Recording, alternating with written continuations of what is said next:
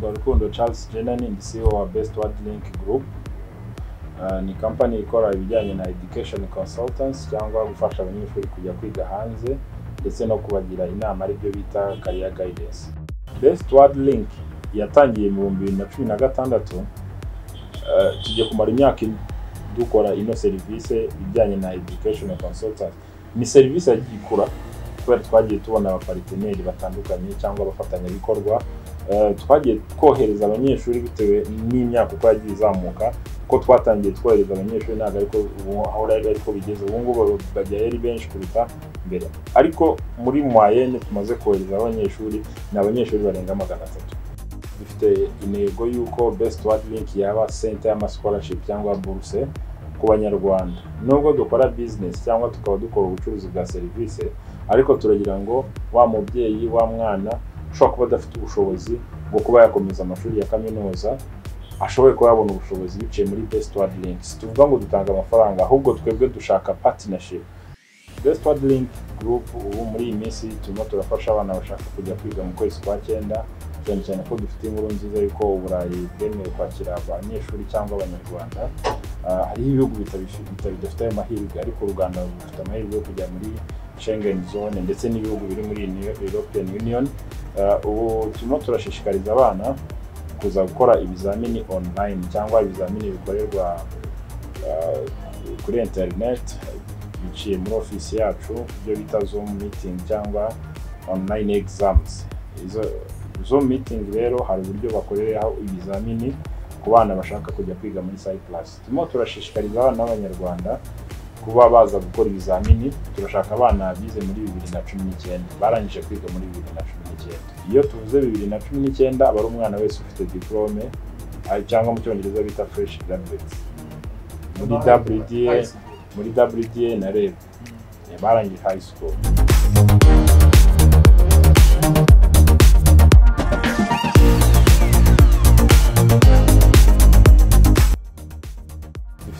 Intego yuko Best Word Link yaba center y'ama scholarship cyangwa bourse ku banyarwanda. Nubwo dukora business cyangwa tukaba dukora ubucuruzi bwa service, ariko turagira ngo wa mubyeyi wa mwana ushobora kuba adafite ubushobozi bwo kuba yakomeza amashuri ya kaminuza ashoboye kuba yabona ubushobozi biciye muri Best Word Link. Tuvuga ngo dutanga amafaranga, ahubwo twebwe dushaka partnership cyangwa ubufatanye ku makampani cyangwa ku mashuri y'ama university yo hanze, ku buryo ashobora kutubwira ati rero umwana niba yishyuraga amafaranga 6,000 ku mwaka y'amadolari ni menshi ku banyarwanda, ashobora nko kwishyura amadolari 200-300. Ya mafaranga ubona yuko yoroshye ko buri muntu wese yakishyura, cyane nko mu university yataki ya leta birashoboka. Tumaze gufasha abanyeshuri benshi. Kuwashaka urugero cyangwa ubuhamya namufasha, kubera ko yabona abana bagiye muri Cyprus bagiye kwiga ku buntu.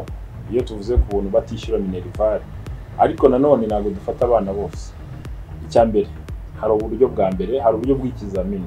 Umwana niba aje agakora ikizamini, twebwe ntabwo twavuga ngo yatsinze ngo nabure kubona scholarship, arayibona. Ni cyangwa umwana akaba afite amanota 73 kuri 73, abo ngabo bagenda mu ikubitiro cyangwa mbere y'igihe, kubera ko hari nk'ama course cyangwa amasomo nka aerospace engineering cyangwa n'izindi zijyanye n'ama sciences. Ibigo bita bibafata batiriwe banakora n'icyo kizamini. N'ubu ngubu muri Malaysia tufite university yitwa Ziame University ifata abanyeshuri babonye 73 batiriwe banakora n'ikizamini. Ubwo rero muri Cyprus bifuje yuko habaho uburyo bw'ikizamini kugira ngo n'abandi batabonye 73 hagerageza amahirwe. Icyo kizamini cyitwa IQ test. Ya IQ test noneho ishobora kuba bakora evaluation barebe no mwana ashobora kuba abona scholarship 100%, 90%, 73 cyangwa 80 ndetse na 50 bitewe na IQ test. Umwana ashobora kuba atarabonye 73 ariko ataruka ari umuswa. Ashobora kuba arabonye 50 wenda yarabitewe n'uburwayi cyangwa yarabitewe n'ibibazo yagize by'ubuzima. Twavuga rero reka tubaha amahirwe nabo bakora evaluation barebe niba ayo mahirwe bayabona. Ngiye nize bigoranye rwose ku buryo ndumva igihe muze akaba yaranyishyuriye hari n'ibibazo by'amafaranga ya buri munsi, finances. Ndangije rero mbona uburyo byangoye n'inzira naciyemo kugira ngo ndangize, nabo I can help cyangwa nafasha barumuna banjye bashiki banjye batoya, ku buryo dufite intego mu myaka iri imbere 3 n'itanu Imana iduhaye ubuzima ko hano hajya hava abana 1000 cyangwa 800 hagati ya 800 n'igihumbi bagiye kwiga muri ubwo buryo nakubwiye buri mwaka. Niyo nego dufite turayigeraho kuko biradusaba kwegera ama university yo hanze menshi agenda atanga ama opportunities, ariko hamwe no kwizera bizashoboka kuko naho twatangiriye ntabwo twari tuzi yuko twagira nibura no kuri 45% y'ibyo twashakaga kuba twafasha abakiriya bacu. Urumva ko tutaragira no mu cya kabiri, ariko tumwe turagerageza. Niba hari abanyarwanda banyumva, u Rwanda rwakoze nabyita bureaucracy, bakoze diplomacy yagiriye akamaro ku bana b'u Rwanda. Iyo ugiye nko mu gihugu runaka cy'Iburayi ukavuga ngo ndi umunyarwanda, bakumva vuba. Cyambere bagoreza na partnership cyangwa ubufatanye vuba. Natangajwe no kumva ndi mu nama muri Warsaw mu Burayi avuga muri abanyarwanda, niba muri abanyarwanda tuzakorana neza. Ako kantu byonyine kuba karaje mu gutwi kwanye ngakumva, navuye numva nishimiye yuko ndi umunyarwanda. In fact rwose turashimira ubuyobozi bwakoze ikintu gikomeye, abatabibona simbaza bariho, ariko ngiye narabibonye mu ruhando rwa business. Ubona ko u Rwanda rwakoze akazi ko gufungura amarembo abarwiyemezamirimo cyangwa entrepreneurship hanze. Ikintu cyitwa goodwill cyangwa izina ryiza cyangwa patent muri business ni ikintu gikomeye, buryo gihabwa n'agaciro. Icyizere kiravuna. Rero iyo ugira icyizere n'ama universities atandukanye bakagira n'icyizere yuko uzanakora neza bitewe na discipline duhabwa n'igihugu cyacu, nge numva ari ikintu gikomeye. Abanyarwanda bitwara neza ya discipline nakubwiye, nawe wumva uhawe ishema yuko wohereje abanyarwanda, kuko nk'ubu muri Kongo turakorera, ariko some cases yakumva ubwo rero abanyarwanda turashimira iyo discipline cyangwa uburere bahawe. Usanga no mu mashuri bitwara neza, abenshi bafite icyizere cyo kuba bazajya no kuri masters bagiye kuri scholarship. Buriya na masters cyangwa scholarship igendana n'uburere.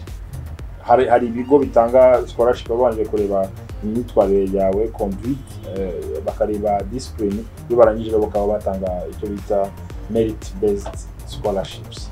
Merit based scholarship rero ni igihawe scholarship wazitwara nabi ku mwaka wa kabiri kava, ariko nta mwana n'umwe twabona bayikuyeho.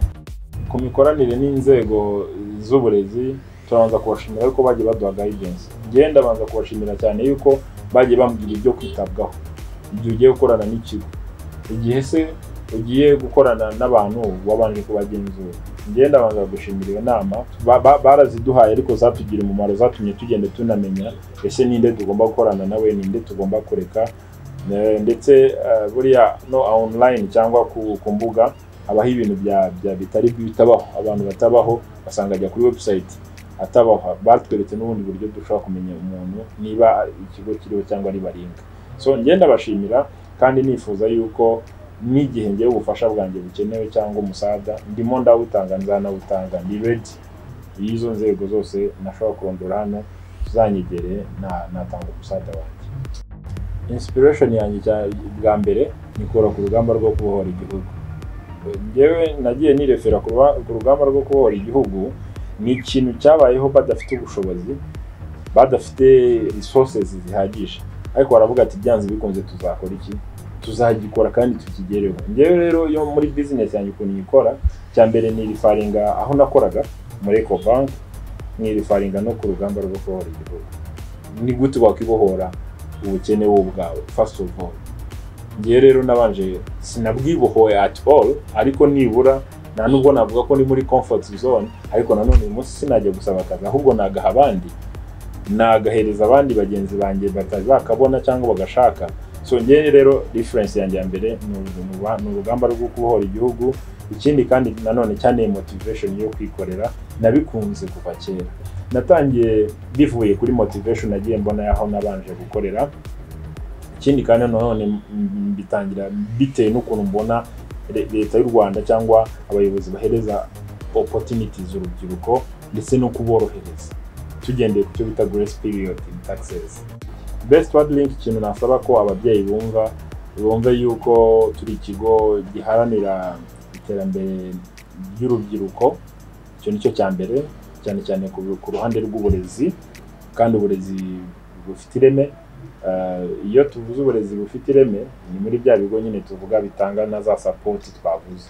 Umubyeyi wumva afite icyizere gice cyo ku mwana we ataziga, yumve yuko igisubizo cyabonetse. Icyo nicyo cya mbere, kubera ko hano nagiye ngira abantu benshi akaza akambwira ati rwose Charles, ntabwo mfite ubushobozi bununu, ariko ese nabona ubushobozi gute bujyanye n'urwego rwanjye? Kwiga hanze byari inzozi ku bantu benshi, ariko ubu ntabwo ari inzozi. Niyo message nabaha, nababwira yuko kwiga hanze atari inzozi, ahubwo Best Word Link ari igisubizo, dufatanyije n'ababyeyi ndetse n'amayuniversity.